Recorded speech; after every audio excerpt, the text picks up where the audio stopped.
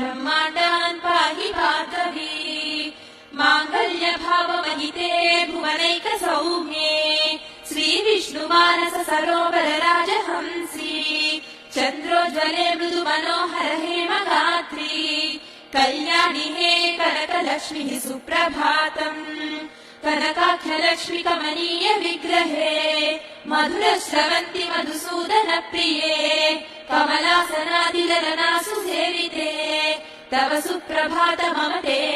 सुधालये विश्वैकवन्द्य चरिते विमलान्तरङ्गे